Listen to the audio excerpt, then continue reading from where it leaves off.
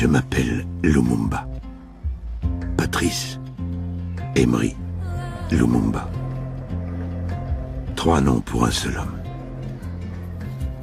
Je n'ai jamais très bien su qui j'étais.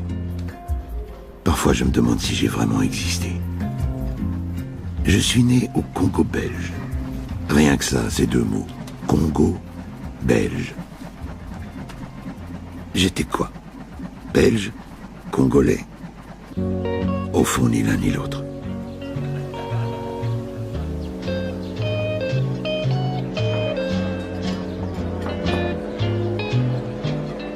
Les colons qui mènent dans ce pays une existence de dur travail réservent le dimanche aux distractions et au sport. Les habitants du Congo belge n'avaient pas vraiment d'identité, pas de nationalité, sauf les Belges évidemment. Nous étions des indigènes, des Africains, des Noirs, des Nègres parfois, des Congolais, jamais.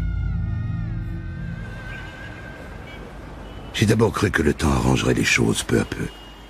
Mais un jour j'ai compris que l'histoire allait plus vite que nous.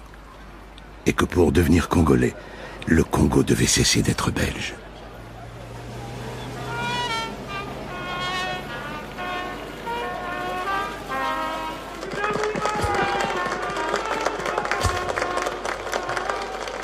Je suis devenu un tribun, un nationaliste, un indépendantiste. Je suis devenu le premier ministre du Congo indépendant et souverain.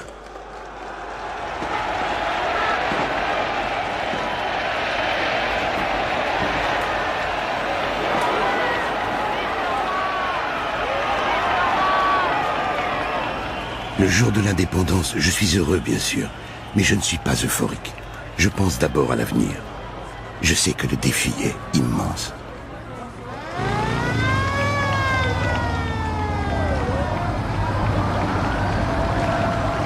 Personne n'est sincère.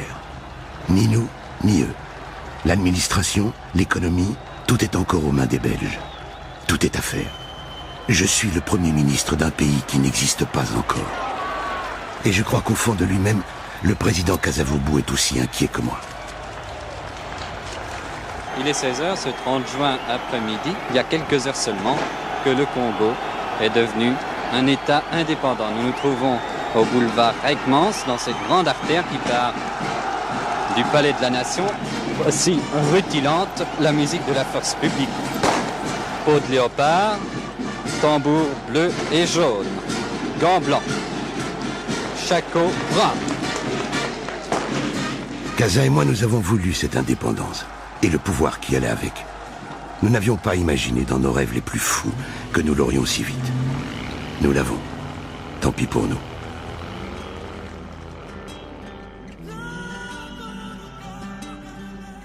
Dans 6 mois, je serai mort, assassiné. Je deviendrai un mythe, un martyr, un héros.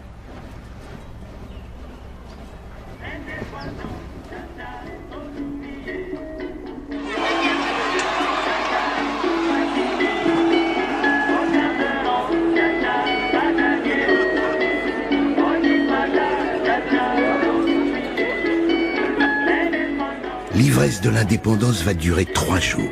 Le temps de se dégriser et de voir les choses en face. Tout a changé. Mais rien n'a changé.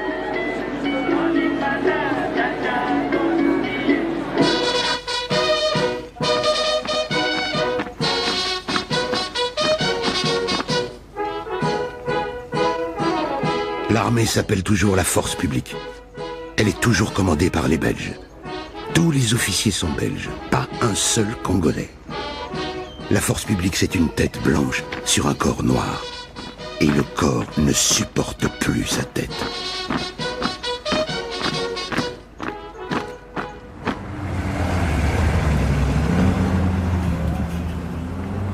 Quatre jours après l'indépendance, l'armée se met en grève.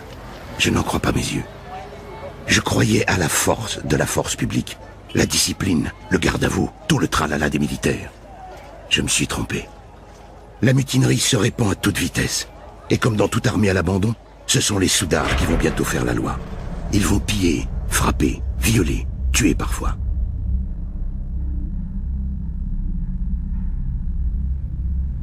Je parle avec Kaza, il est aussi perdu que moi. Nous allons sur le terrain, nous essayons de calmer les troupes. Nous faisons des promesses. Trop tard. Ça marche quelques heures, puis ça repart. Nous nommons des officiers congolais, nous rappelons des anciens. Je me souviens que Joseph Mobutu, un de mes fidèles, a été sergent dans la force publique. Nous le bombardons colonel et chef d'état-major. Trop tard encore. Sans armée, le pays se décompose. Les Belges s'en vont, ils fuient par dizaines de milliers. Ils assuraient la continuité de l'État et je vois l'État se dérober. L'administration se vide de ses fonctionnaires. Tout s'arrête.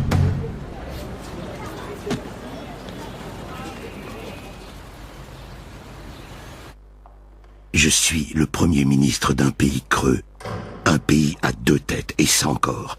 En dessous de nous, Kaza et moi, il n'y a plus rien.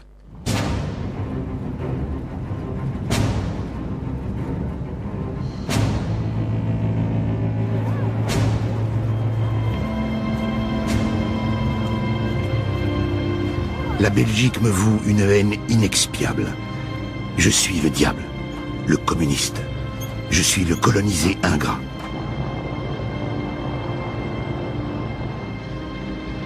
Et ce qui devait arriver arrive. La Belgique contre-attaque. Je ne trouve pas d'autre mot. Contre-attaque.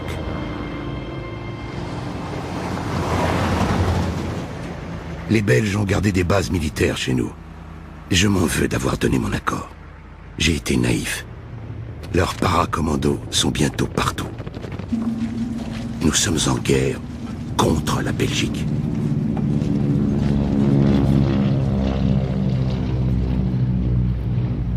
Je suis pris entre deux feux, 10 feux, 1000 feux. Au Katanga, Moïse Tchombe, ce valet des Belges, profite de l'occasion pour proclamer l'indépendance de sa province. Il en rêvait depuis toujours. Et le Kasaï s'apprête à faire sécession. Le Katanga et le Kasaï, les provinces les plus riches de la République.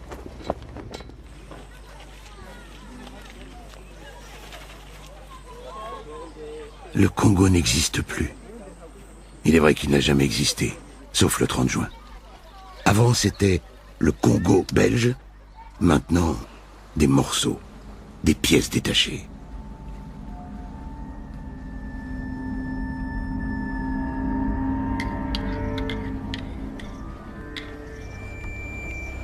Je ne dors pas.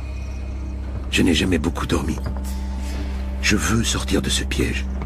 Je cherche toutes les issues. Je romps les relations diplomatiques avec Bruxelles. J'écris à Moscou et je lance un appel à l'ONU. J'essaie tous les leviers. L'ONU entend mon appel. Les premiers casques bleus débarquent le 14 juillet. L'ONU au Congo. 2 semaines après l'indépendance. Notre histoire commence sous contrôle international. Je voudrais que les casques bleus filent au Katanga et au Kasaï pour mater les sécessions et que les para-belges cessent de parader partout. Mais l'ONU prend son temps. C'est insupportable. Je décide d'aller à New York. Je veux plaider ma cause à l'ONU. Là-bas, tout le monde est d'accord pour défendre l'intégrité du Congo. Mais je les trouve bien mous, tous autant qu'ils sont. Le secrétaire général, les soviétiques, même ceux qu'on appelle les non-alignés. L'ONU va continuer à envoyer des troupes au Congo, mais pour s'interposer seulement, pas pour combattre les sécessions. Mon voyage en Amérique est une immense désillusion.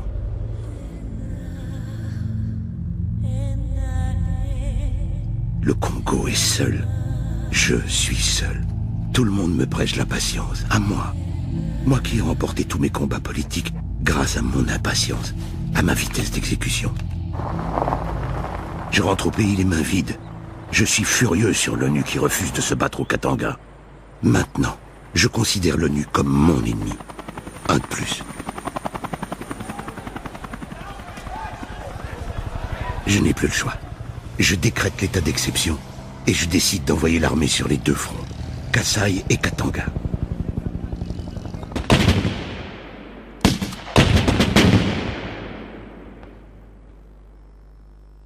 L'expédition au Kasaï va me coûter très cher.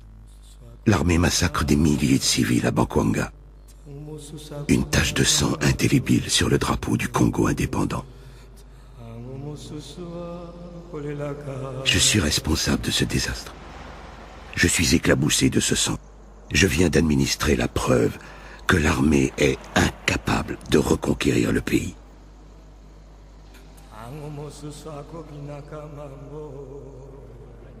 Mes jours sont comptés.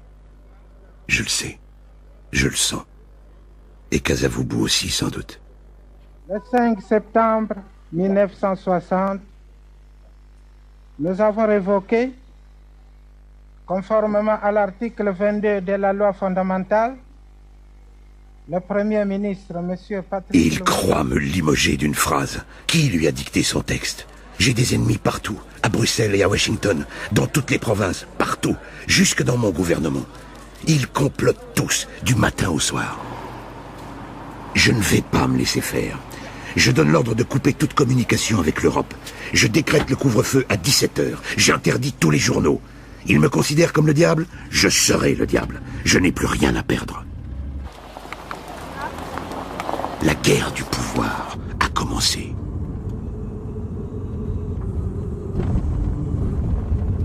En essayant de m'éliminer, le président a décapité la République. Mais Kaza s'est trompé. Il a cru prendre tout le pouvoir. En fait, il l'offre à Mobutu. Allô, allô, chers compatriotes.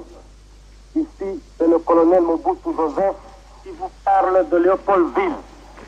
L'armée nationale congolaise a décidé de neutraliser le chef de l'État. Joseph Désiré. Il me doit tout. Je l'ai fait secrétaire d'État, colonel, chef d'état-major. Trahi pour trahi, autant que ce soit par un disciple. Joseph sera mon Judas.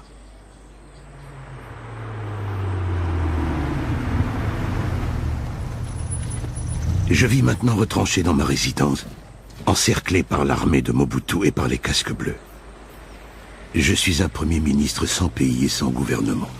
Les quelques ministres fidèles se sont exilés à Stanleyville, dans ma province.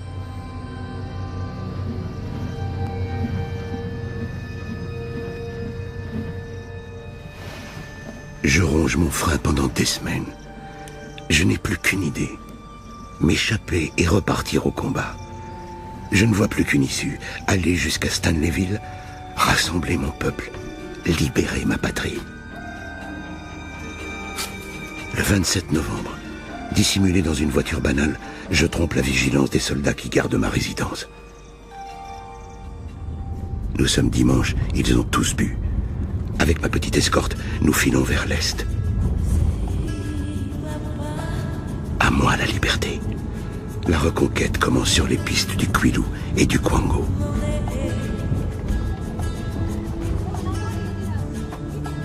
Lundi, mardi, mercredi, toutes ces rivières à traverser plus larges que les fleuves d'Europe. La route est longue jusqu'à Stan. Les gens me reconnaissent, je m'arrête, la foule m'acclame comme au plus beau jour. Je voudrais que cette marche victorieuse ne finisse jamais. Tout le monde me retient et tout le monde me presse d'aller plus vite.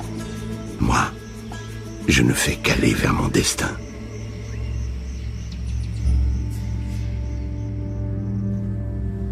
Quand je ferme les yeux pour dormir quelques minutes, ce ne sont que des scènes de chasse. Je suis un gibier aux abois. Il y a du sang partout.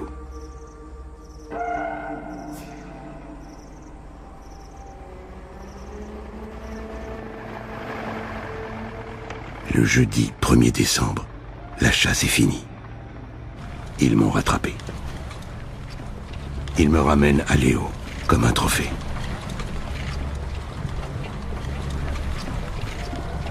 Toute la presse est là par l'odeur du sang alléché.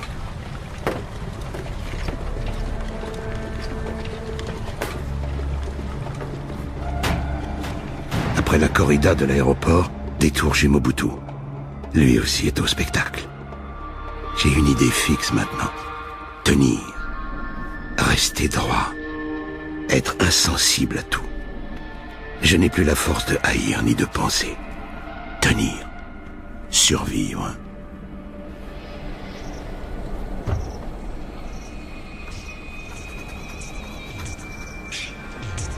Je suis fait comme un rat.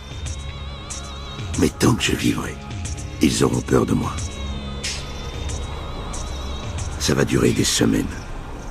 Et je ne saurai jamais qui décidera de mon sort. Je sais seulement qu'ils sont tous d'accord. Les Kazas, les Mobutu, les Belges, les Américains. Tous d'accord pour se débarrasser de moi. Et surtout, ne pas tremper leurs mains dans mon sang. M'expédier au Katanga, très loin, chez l'ennemi. Voilà la solution. Le 17 janvier, il me jette dans un avion, destination Élisabethville. Le voyage sera un long supplice. Maintenant, je veux mourir. Ils vont me torturer, me fusiller, m'achever, me supprimer, me dissoudre.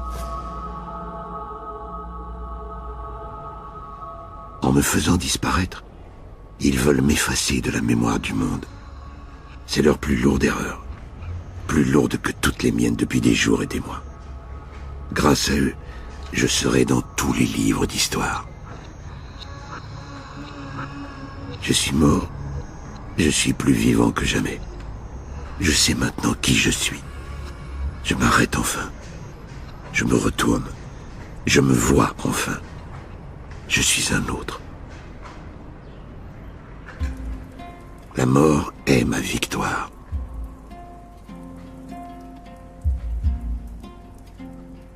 Je n'aurai ni tombe, ni mausolée. Ce 17 janvier 1961, j'entre tout droit dans la légende des siècles.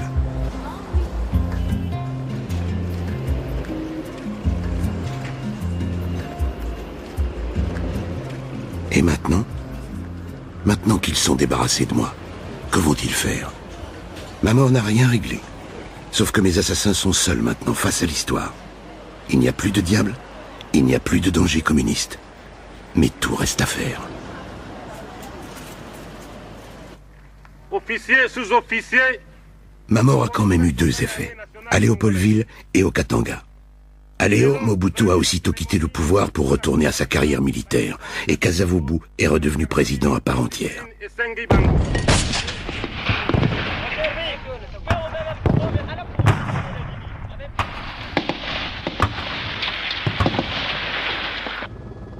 Au Katanga, où j'ai disparu corps et biens, Tshombe a perdu en moi son ennemi principal.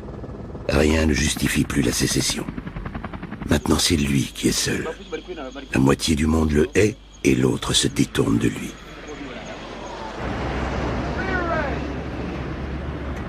L'ONU change de position. L'ONU fait ce que je réclamais à corps et à cri. Envoyer ses troupes au combat. C'est ma victoire posthume. Le Katanga sera la première vraie guerre des casques bleus. Elle va durer 2 ans. La gendarmerie katangaise est encadrée par des officiers belges et des mercenaires qu'on appelle les affreux. Des aventuriers de tout poil. Des Belges encore, des Français, des Sud-Africains. À la gare, on va faire voir jusque-là. C'est loin la gare ici? Hein? Tadé est là-bas. En face, les troupes de l'ONU, qui vont finir par gagner cette sale guerre. La sécession s'arrête en janvier 63, 2 ans après ma mort.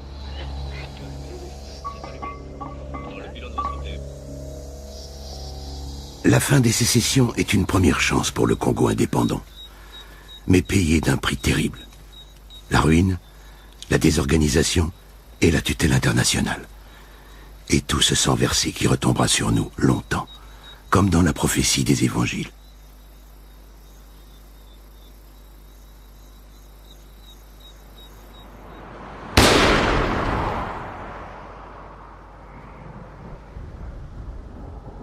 En 64, le sang recommence à couler. Après les sécessions, les rébellions. La guerre toujours, mais sous d'autres prétextes et avec d'autres slogans. Coup sur coup, 2 rébellions s'enflamment, au Kwilu et au Kivu. Ces rebelles prétendent faire la révolution. Mais le plus terrible, c'est qu'ils prétendent la faire en mon nom.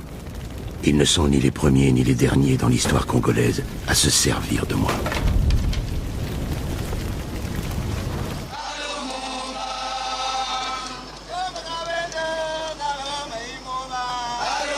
Pourtant, je n'ai rien à voir avec eux, avec ce mélange de révolution et de sorcellerie.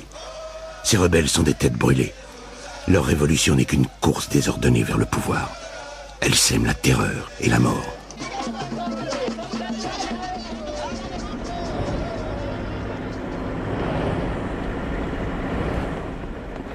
Les rebelles vont jusqu'à Stanleyville, ma ville. Ils y proclament la République populaire du Congo. Ils exécutent à tour de bras. Puis ils prennent les Européens en otage. Des Belges pour la plupart. Et comme en 60, Bruxelles réagit. Les para-belges sautent sur Stanleyville. Ils s'invitent au banquet des buveurs de sang.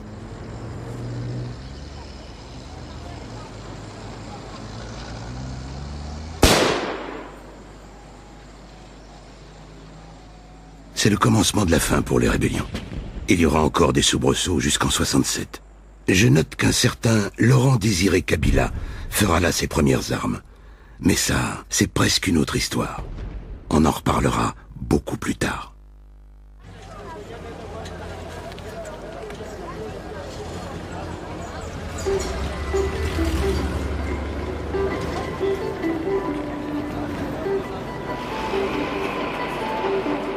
En attendant, la menace rebelle et la guerre civile ont changé la donne à Léopoldville.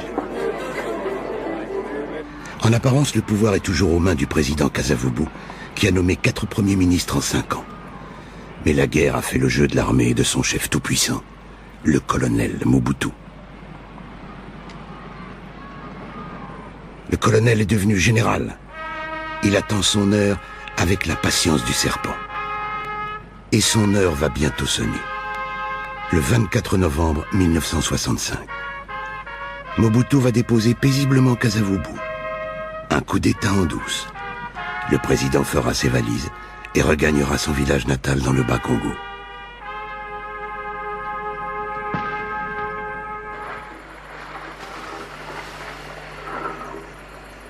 Revoilà Joseph. Il cueille les fruits quand ils sont mûrs. Le contexte est favorable, à l'intérieur et à l'extérieur.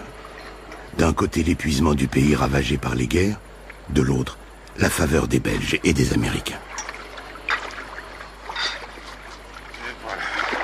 Mobutu est un fin calculateur. Il va toujours essayer de ménager les deux, l'intérieur et l'extérieur. Et cette fois, il va rester au pouvoir. Pas 3 mois, pas 6 mois, pas 10 ans, 32 ans. L'intérieur et l'extérieur. À l'intérieur, Mobutu fait place nette. Il établit son pouvoir sur la violence. 6 mois après son coup d'État, il fait pendre 4 politiciens accusés de complot devant une foule immense.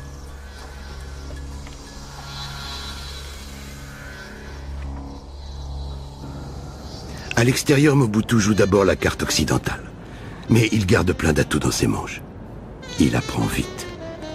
Il a peut-être retenu la leçon des erreurs que j'ai commises en 60, où j'ai agi à contre-temps et où j'ai fini en quelques semaines par me brouiller avec tout le monde. Mobutu ne cesse jamais de balancer. Tantôt pro-américain, tantôt non-aligné.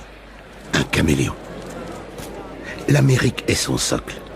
Il fera toujours toutes les volontés de Washington, en Afrique et au Proche-Orient.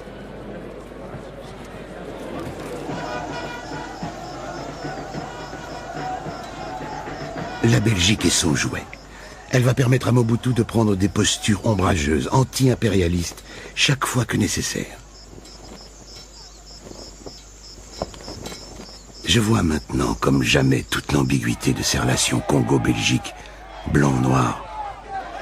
Mobutu est comme moi, marqué au fer rouge par la même enfance, la même jeunesse coloniale, dans un désir d'assouvissement inassouvissable. Devenir blanc sans cesser d'être noir. Être belge et congolais. Impossible. Impossible d'accepter cette impossibilité.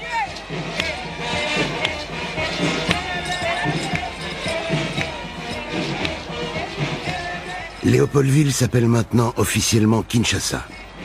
La capitale a retrouvé son vrai nom. Mobutu ne néglige rien pour se poser en grand nationaliste. Il se rappelle même que j'ai existé. Début 67, Mobutu crée le MPR, mouvement populaire de la Révolution. Il organise un défilé à Kinshasa et il me convoque à ce défilé. Je suis là, en effigie, à ses côtés. Me voilà étendard, me voilà faire valoir. Mobutu a décidé de tremper le moboutisme dans le lumumbisme. C'est bien joué. L'art de gouverner est aussi l'art d'oublier.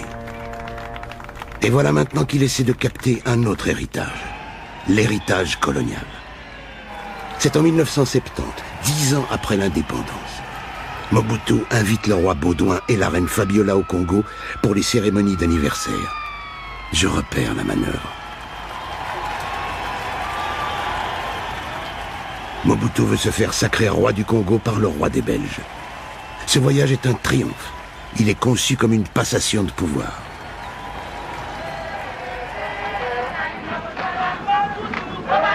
Le président devient l'ami, le frère légal du roi. Il devient lui-même l'héritier de Léopold II, l'héritier du roi fondateur.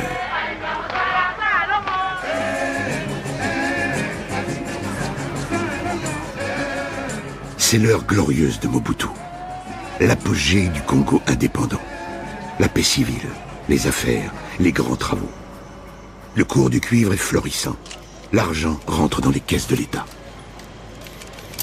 Je me reconnais dans ce Congo dirigé d'une main de fer, dans cette relation privilégiée avec la Belgique.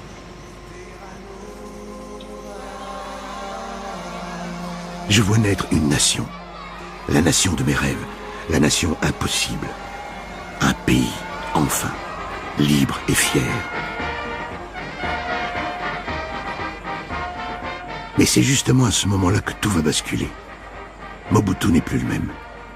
C'est bizarre, un mélange d'ivresse et de frustration. Comme si la réconciliation avec la Belgique nous obligeait à nous en libérer définitivement. C'est un épisode crucial dans l'histoire du Congo. Le pays va bien, en tout cas, il va beaucoup mieux. Mobutu fait à peu près l'unanimité, mais ce n'est pas assez pour lui. Il va renverser la table. Il va tout balayer. Tout effacer, tout réécrire. Le nom du pays, le nom du fleuve, le nom des gens, des rues, des villes, la façon de se saluer, de s'habiller, tout. Il faut tout supprimer, tout reléguer et tout réinventer. Mobutu appelle ça l'authenticité. Il invente le Zaïre. Il fait jouer la zaïroise.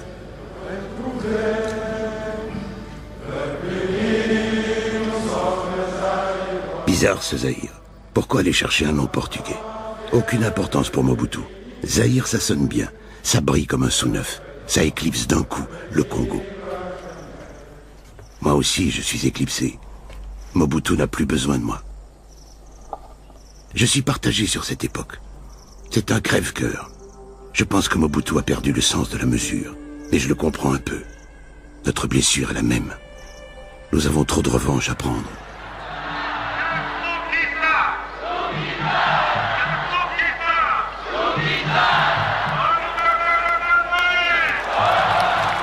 Et puis je vois vivre cette nation pour laquelle j'ai donné ma vie. Le Zaïre existe, et les Zaïrois aux quatre coins de notre immense pays s'y reconnaissent. Et le Zaïre se fait connaître du monde entier. Kinshasa accueille le championnat du monde de boxe des poids lourds. Ali Foreman. Et la victoire d'Ali est celle du Zaïre nouveau.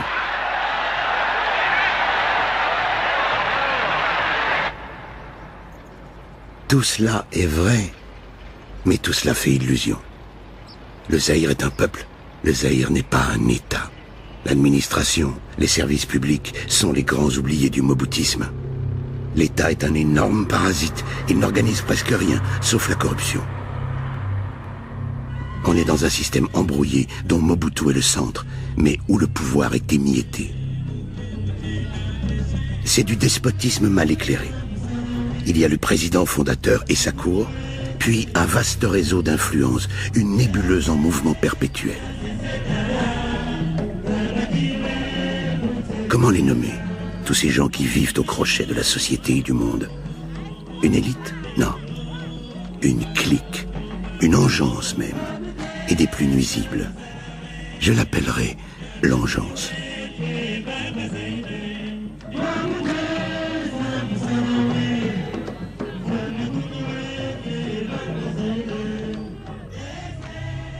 déjà à l'époque coloniale. Quand j'appartenais au petit groupe des évolués, je voyais que certains d'entre nous ne voulaient qu'une chose: quitter le monde des Noirs pour celui des Blancs, se séparer de la masse. Moi, je prétendais rester lié à mon peuple, construire avec lui la nation congolaise. Et je vois maintenant qu'un fossé s'est creusé entre l'Engeance et le peuple, aussi profond que celui qui nous séparait des Belges avant l'indépendance.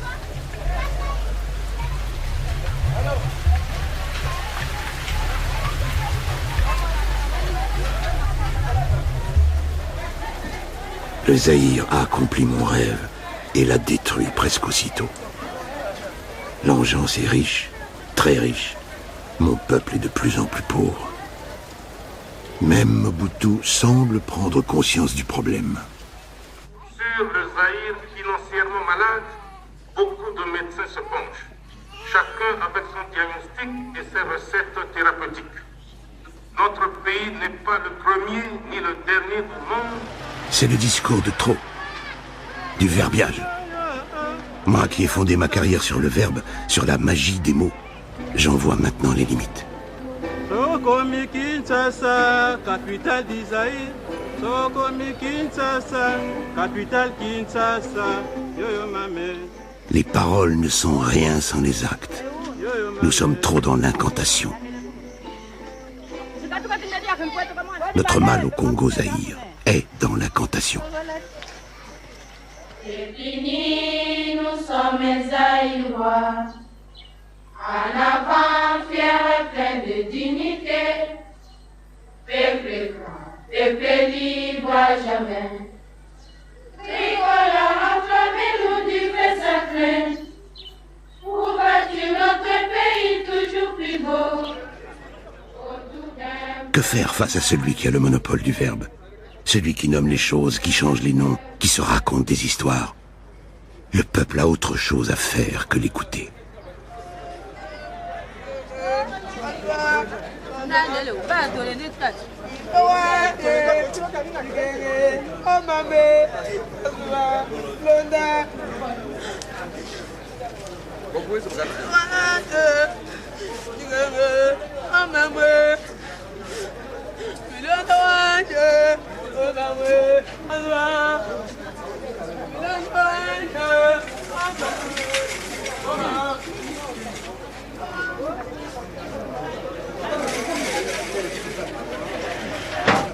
Et puis l'espoir. Une mince lueur d'espoir va poindre d'un texte en 1980. Des mots, encore rien que des mots, mais ceux-là ne sont pas des mots en l'air. Chacun est un défi. Le tout est un acte d'accusation. C'est la lettre ouverte au citoyen président fondateur. 51 pages. Un réquisitoire minutieux du régime. Un monument d'ironie aussi. Je reconnais le style de Ngaloula, un des premiers indépendantistes. Je suis sûr qu'il a tenu la plume.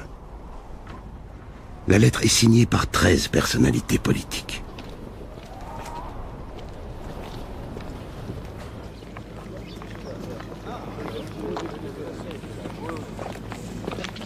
C'est la première faille au sommet. Le premier écho à la révolte silencieuse de la société. Ce texte vise juste un crime de lèse Mobutu, inexpiable. Les 13 vont même fonder un parti, l'UDPS, l'Union pour la démocratie et le progrès social. Un deuxième parti au pays du parti unique. Mobutu enrage. Il punit les impies, mais il doit vite lâcher du lest. Je vois qu'il a perdu la main. Il détient tous les pouvoirs, mais il ne dirige plus rien, parce qu'il n'y a plus rien à diriger. Vive les guides! Vive les guides! Vive le président! Vive le président! Vive les Zaïre! Vive les Zaïre!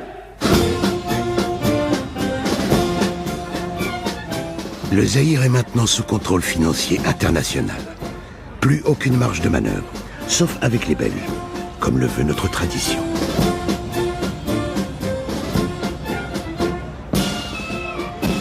En 1985, 25 ans après l'indépendance, on assiste à la dernière mise en scène de l'insondable mystère des origines.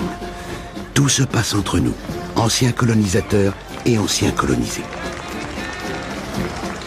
Baudouin et Mobutu, encore une fois. Mais ils sont comme pétrifiés. Je ne vois plus deux amis, mais deux chefs d'État fourbus. 54 ans de règne à eux deux. Je vois que la Belgique ne croit plus en Mobutu. Il n'aura plus qu'une obsession. Durer, tenir. Le vent commence à tourner dans le monde. Le communisme va s'effondrer. Mobutu sent qu'il ne peut plus compter sur le soutien aveugle de l'Occident, alors il anticipe.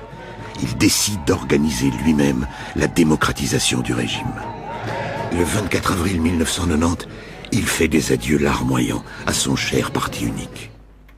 Je vous annonce que je prends ce jour congé du mouvement populaire de la Révolution pour lui permettre de se choisir un nouveau chef devant conduire.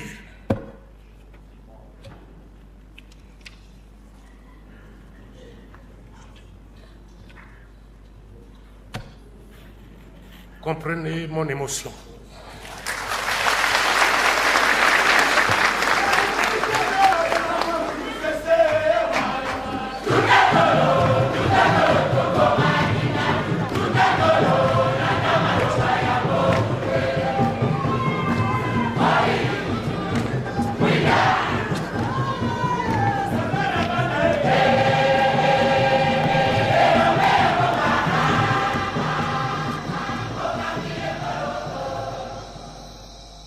La suite est l'histoire d'une interminable agonie, celle d'un régime et celle d'un homme. On appelle ça la transition démocratique. Il y a la scène et les coulisses. La scène, c'est la Conférence nationale souveraine, la CNS, comme une nouvelle table ronde pour une nouvelle indépendance, le retour de la démocratie sans Mobutu. Une minute de silence et de recueillement, s'il vous plaît, méditation. Et puis, il y a les coulisses, les bureaux présidentiels, avec Mobutu. Là, il est chez lui. Il essaie de jouer au plus fin, comme un chat avec les souris. Il nommera 11 premiers ministres en 7 ans. Le plus en vue est Étienne Tshisekedi, suivi par toutes les télévisions du monde pendant des années. Le président le nommera 3 fois Premier ministre. Des cadeaux empoisonnés, je connais le poste. Comme moi en 60, Tshisekedi est immédiatement dépassé par les événements. Mais je sens qu'il ne veut pas vraiment gouverner. On dirait qu'il veut juste occuper la place de premier opposant.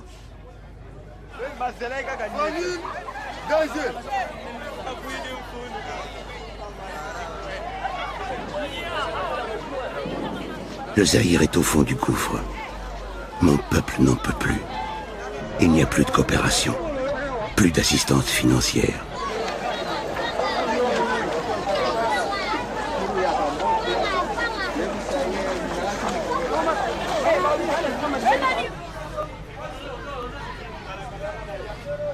Moi j'ai faim, je ne parle pas, j'ai faim.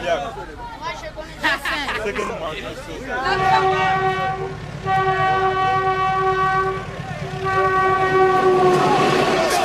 Le 23 septembre 1991, comme une meute affamée, la troupe sort de ses casernes à Kinshasa et se livre au pillage. Puis c'est au tour de la foule, à Kinshasa et dans d'autres villes, pendant des jours. C'est comme un soulèvement. Les émeutiers s'en prennent à tous les symboles de l'aliénation zaïroise. Ce qu'ils détruisent, ce sont leurs illusions perdues.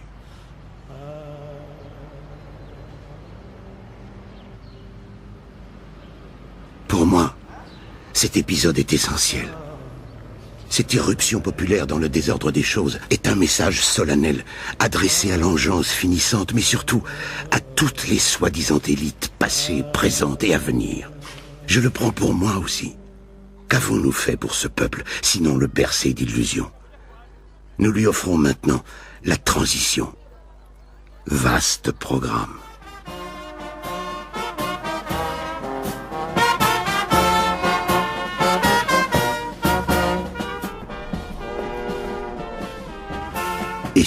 Notre histoire depuis l'indépendance n'était qu'une longue transition sans qu'on n'arrive jamais à définir entre quoi et quoi. D'où vient-on exactement? Où allons-nous? Où voulons-nous aller?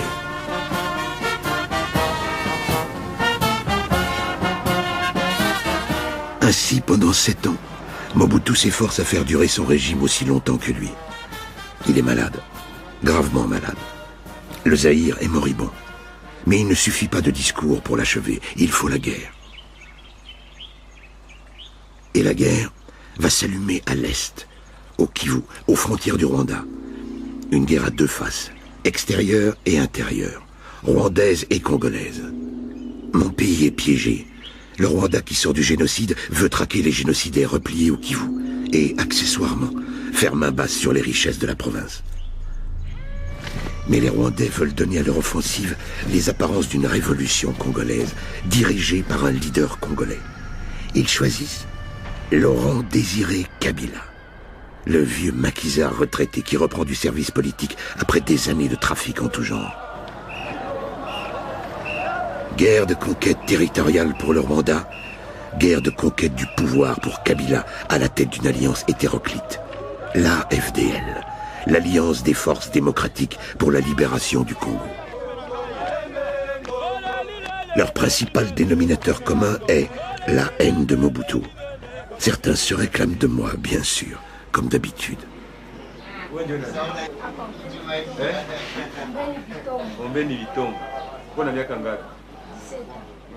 La FDL vole de victoire en victoire avec ses Kadogo, adolescents soldats en première ligne pour les caméras. La reconquête va durer 6 mois. Pendant ce temps, Mobutu se soigne en Suisse.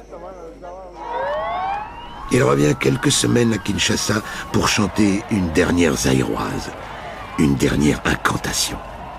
Écoutez ces paroles, définitivement dérisoires.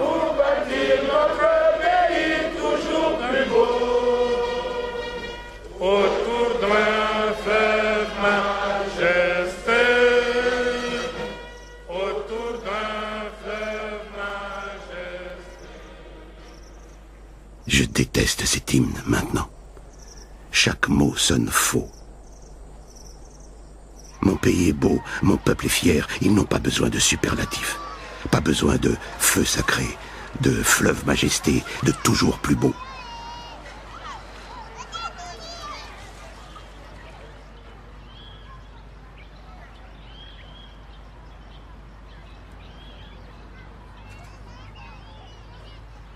Le 16 mai 1997, Mobutu fuit le Zaïre. Le lendemain, les Kadogo entrent dans Kinshasa et Kabila se proclame président de la République démocratique du Congo. Je vois un signe terrible dans cette autoproclamation. Le Zaïre est mort, le Congo renaît. Mais j'ai surtout l'impression qu'un despote va s'asseoir à la place d'un despote.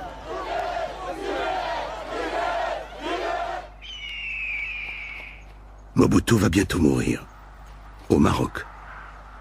On n'aura même pas une image de son enterrement. 32 ans d'histoire du Congo et rien. Comme si Mobutu n'avait pas existé. Comme si notre pays n'était que néant.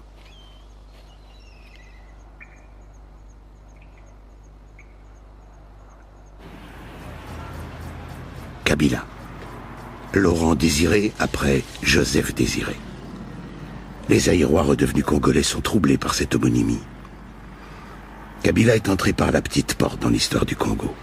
Tout le monde sait qu'il doit son avènement à la volonté rwandaise. Très vite, Kabila trouve ses protecteurs trop encombrants. 1 an après sa prise de pouvoir, il congédie les soldats rwandais.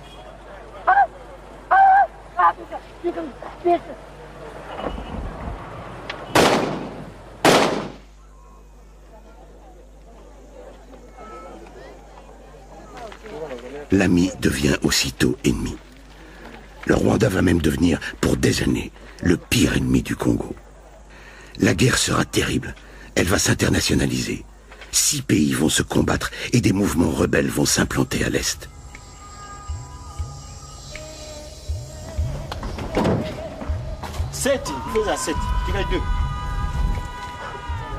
Mon pays est dépecé, amputé du Kivu, puis de la province orientale, puis de la province équatoriale. Pillés, saignés jusqu'à la dernière goutte. Le monde nous regarde avec dégoût.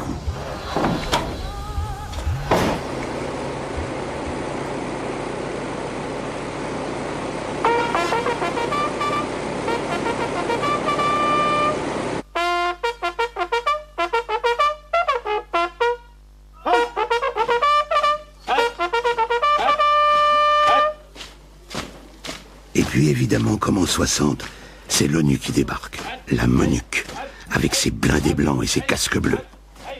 Et comment faire autrement? Mieux vaut l'ONU que tous ces vampires et ces assassins. L'ONU est un pis-aller.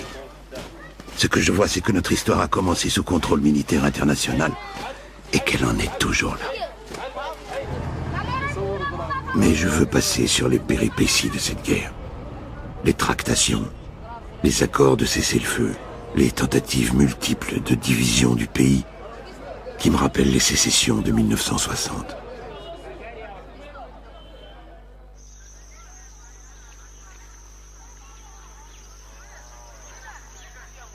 Je retiens qu'en plein milieu de cette tourmente, il y a ce coup de tonnerre, l'assassinat de Kabila. Abattu le 16 janvier 2001, mort le lendemain, le 17 janvier. 40 ans, jour pour jour, après mon exécution. Comme moi, il avait trop d'ennemis.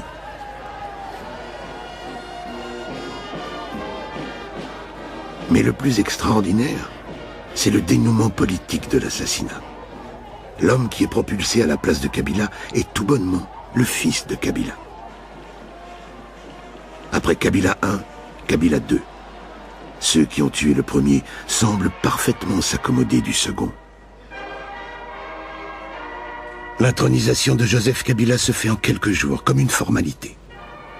Pourquoi lui? Pourquoi ce néophyte, ce jeune homme sans bagage politique?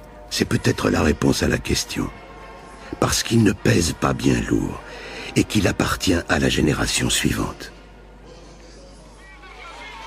Joseph Kabila est le premier dirigeant congolais à n'avoir pas connu le Congo belge, à n'avoir pas vécu dans sa chair l'humiliation coloniale. Peut-être est-il différent de nous, peut-être, mais je n'y crois pas trop. L'histoire a la vie dure. Je veux m'arrêter là. Nous sommes trop près des choses. Personne ne peut prédire le sort de ce nouveau régime qui s'est paré des plumes de la démocratie. La lutte pour le pouvoir est le nerf de notre histoire. Elle n'en fait pas la substance.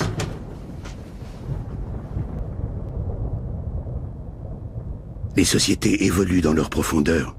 Quand je regarde ces 50 ans d'indépendance, je vois beaucoup d'agitation, beaucoup d'erreurs et d'échecs, mais je vois aussi la résistance, le refus de la fatalité, la construction d'une identité. Rappelez-vous, à l'époque coloniale, le Congo était belge, pas congolais. Pour les Belges, nous n'étions qu'une vaste mosaïque de langues, de tribus, de régions disparates, et c'était vrai. Et c'est de cela que nous avons fait une nation. C'est ma seule fierté. Et ce peuple a de l'énergie à revendre. Mon peuple est la chance du Congo. Notre drame, c'est l'engeance, ceux qui prennent tout et ne donnent rien, ceux qui méprisent le peuple et ne jurent que par l'étranger.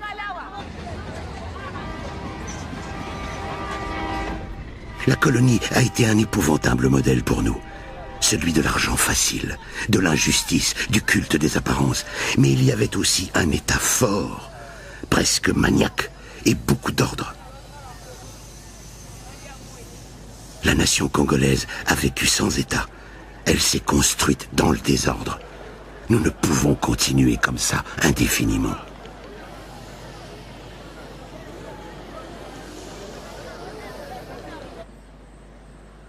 J'ai maintenant ma statue à Kinshasa. Elle est à la périphérie de la ville, au bout d'une autoroute. Personne ne s'y arrête. On l'a dressée en catastrophe il y a quelques années, comme un acte manqué. Je suis donc là, nulle part et non avenu. Statufié, bâclé, inutile, parfaitement déboulonnable.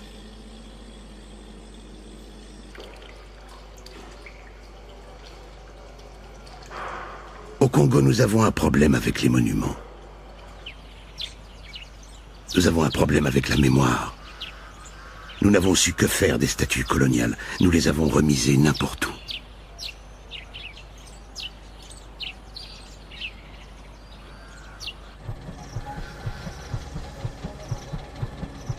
Kabila a un mausolée comme Lénine au cœur de Kinshasa. Mobutu est enterré au Maroc, loin de ses ancêtres. Kasavubu est enterré au village, comme n'importe qui. Moi, rien, puisqu'ils m'ont anéanti.